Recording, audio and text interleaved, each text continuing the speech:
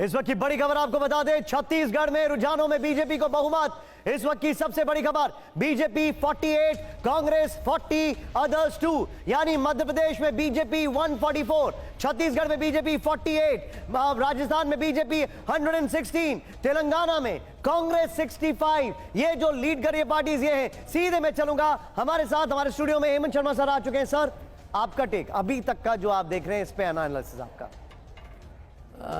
तस्वीर exit poll ने जितनी उलझाई थी और 2024 को लेके जितना भटकाव था, तस्वीर अब साफ हो गई है कि 2024 नरेंद्र मोदी का चुनाव है। इसमें उन्हें कोई चुनौती नहीं है। कांग्रेस ने अपनी साख जरूर वापस पाई है थोड़ी बहुत, लेकिन अब ना इंडिया का कोई मतलब रह गया है, ना कांग्रेस का 2024 को लेके कोई बहुत बड़ा स्टेक रह गया। मैं आपको बताऊं कि एग्जिट पोल सब जगह लोगों को उलझा रहे थे, लेकिन छत्तीसगढ़ पर सारे एग्जिट पोल एक राय थे कि कांग्रेस की सरकार बन रही है। छत्तीसगढ़ टेस्ट केस है जनाधार को समझने का और वोटर के नब्ज को पहचानने का। छत्तीसगढ़ में 26 सीटें हैं जो आदिवासी, जहां 50% से ज़्यादा हैं। उन 26 सीटों में 25 सीटों पर कांग्रेस ने पिछली बार जीत हासिल की थी। वो 25 की 25 सीटें इस बार बीजेपी को जाती हुई नजर आ रही हैं। यही हाल बीजेपी का मध्य प्रदेश में है। आदिवासी बहुल सारे इलाकों में वो क्लीन स्वीप कर रही है। यही हाल राजस्थान में है, आदिवासी उसके साथ है। मुझे लगता है कि आज़ादी के बाद पहली बार इस बड़े पैमाने पर आदिवासी कांग्रेस से हटा है। भारतीय जनता पार्टी दशकों से गुजरात में है, लेकिन आदिवासियों का समर्थन उसे अभी तक नहीं प्राप्त हो पाया है। तो ये प्रधानमंत्री नरेंद्र मोदी की आदिवासियों के प्रति अपील, और मुझे लगता है कुछ द्रौपदी मुर्मू जी का कार्ड, दोनों ने आदिवासियों के लिए काम किया है, जो 2024 के लिए बीजेपी का आसान रास्ता होगा। क्या ये जो आप चुनाव देख रहे हैं, ये उस पर भी मैंडेट देख रहे हैं? क्योंकि इन तीनों ही राज्यों में महिलाओं ने बहुत बढ़ चढ़ के वोट किया, तो वहां पर भी आप कुछ देख रहे हैं?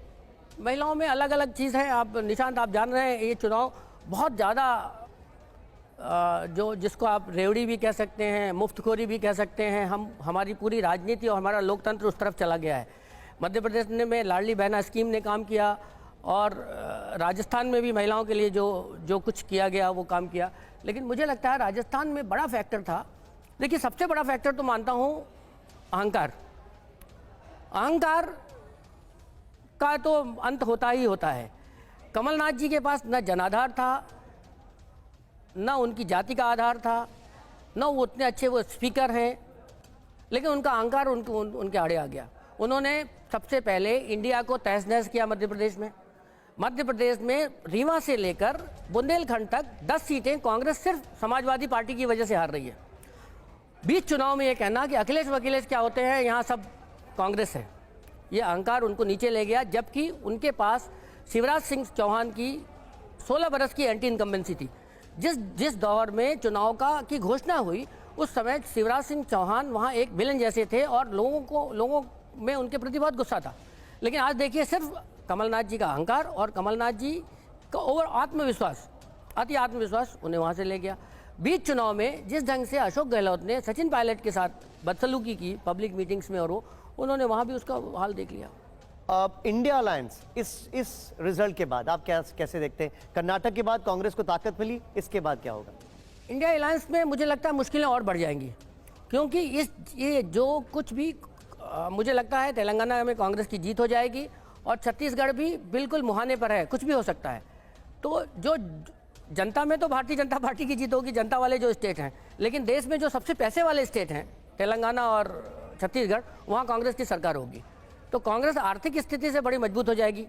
दूसरी बात, इन 2 स्टेट को जीतने के बाद उसका भी अहंकार बढ़ेगा, और उसका अपने सहयोगियों और इंडिया अलायंस के दूसरे दलों के प्रति व्यवहार बदलेगा।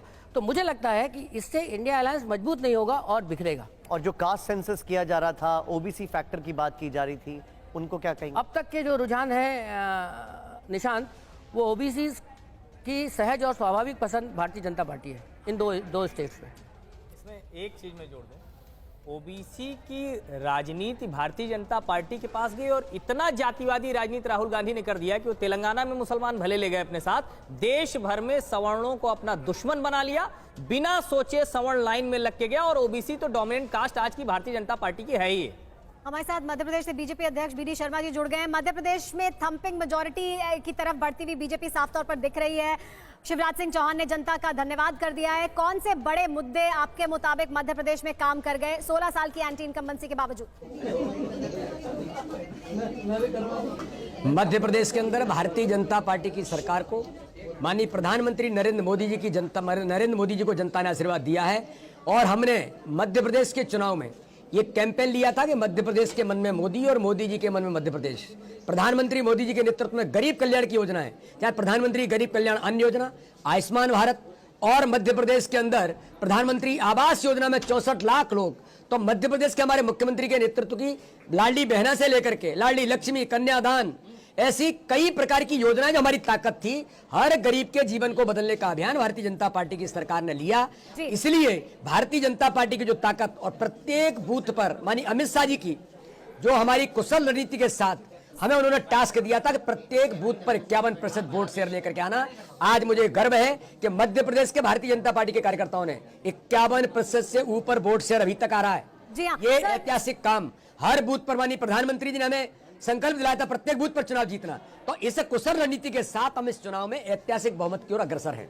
जब राजनीतिक पंडित विश्लेषण कर रहे थे मध्य प्रदेश का, तो वो लगातार ये कह रहे थे कि संगठनात्मक तौर पर बीजेपी सबसे मजबूत है मध्य प्रदेश में। उसके बावजूद तमाम दिग्गजों को मैदान में उतारना पड़ा, केंद्रीय मंत्री हो या सांसद हो, उन्हें मैदान में उतारना पड़ा। तो वो नहीं कोई ये भारतीय जनता के तहत था, ये भारतीय जनता पार्टी के नेतृत्व की कुशल रणनीति का, भारतीय जनता पार्टी के कुशल नेतृत्व की रणनीति का परिणाम था।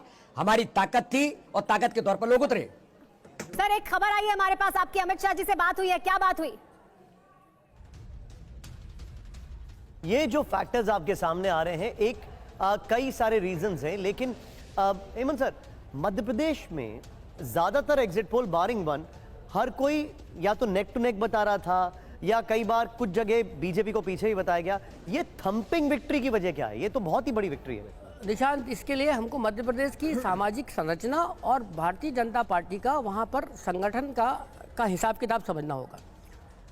जब चुनाव का ऐलान हुआ तो एकमात्र स्टेट था जहाँ सब लोग ये कह रहे थे कि वहाँ भारतीय जनता पार्टी जा रही है, वहाँ आएगी नहीं, और बहुत मतलब बुरी तरह जा रही है। सामान्य आदमी कहता था, भारतीय जनता पार्टी का नेतृत्व वर्ग कहता था कि मध्य प्रदेश हमारा सबसे कमज़ोर है। उसकी वजह थी शिवराज सिंह चौहान की एंटी इनकम्बेंसी, जो 16 साल तक थे। 16 साल तक कहीं भगवान भी अगर रहेगा तो उसके प्रति नाराजगी हो जाती है। इसके बाद बीजेपी ने सिर्फ इसी बात को लेकर कि 16 साल की इनकम्बेंसी है और हमारा सबसे कमज़ोर है, वहाँ इतनी मेहनत की अमित शाह स्वयं जाकर वहाँ बैठ गए। एकमात्र स्टेट है जिसका उन्होंने संचालन खुद किया।